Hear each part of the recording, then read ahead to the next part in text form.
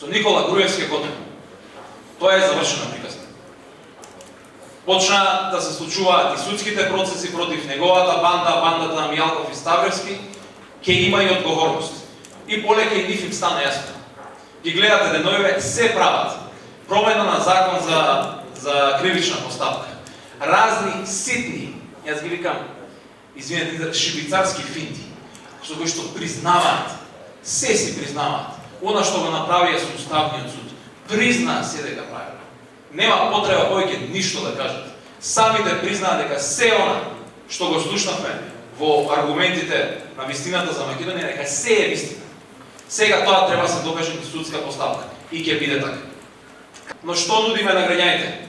Многу просто. Промени за подобар живот. Ова е тоа што ние го нудиме на граѓаните. Без разлика на нивната национална, верска или политичка припадност. Промени за подобар живот. И имаме конкретен план и програма и можеме тоа да го направиме. И ќе окажам првото ветување, главно ветување од програмата. Кражбата ќе запре, а парите ќе ги вратите.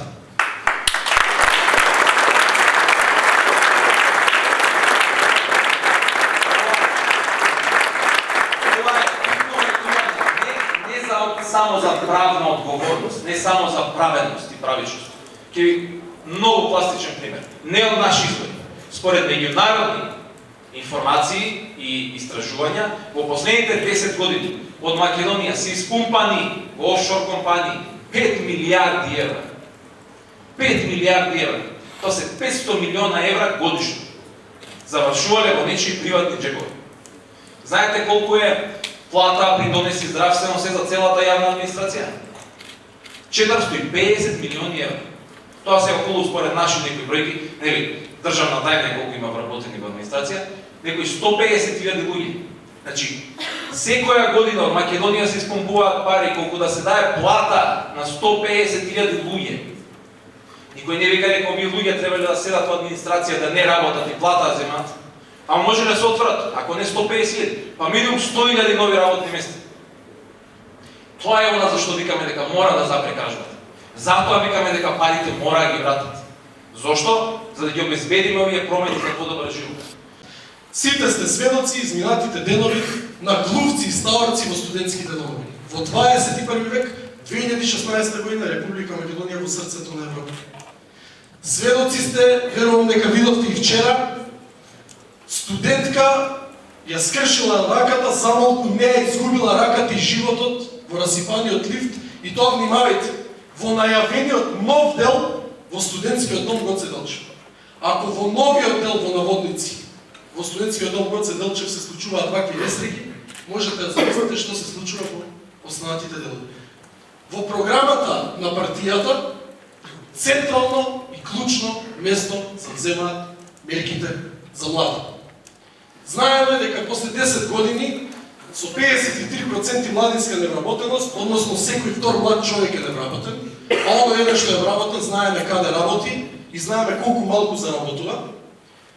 Како резултат на тоа и како резултат на погубните политики во образованието, на хорор студентските ученичките домови, како резултат на немањето на иднина и перспектива за младите во Република Македонија, знаеме дека преку 600.000 граѓани во владење на Никола Груевски се исели од државата, од кои доминантно млади и за жал високо образовани и квалитетни кадри неповратно напуштија државата. Затоа, со цел младите да се вработат и да заработат, и со тоа да градат собствен дом, кариера, семејство тука во Република Македонија, наместо во некоја друга држава, ја нудиме младинската гаранција. Верувам веќе сте ја слушнале. Младинската гаранција нуди на младиот човек 4 опции. Или да му работи по завршување на формално образование, или да му понуди пракса, или да му понуди изучување на некој странски јазик или компјутерски вештини, или да му понуди дообразување држава. Односно, оној што завршил средно да дипломира, оној што дипломирал да магистрира, тој што магистрирал да докторира.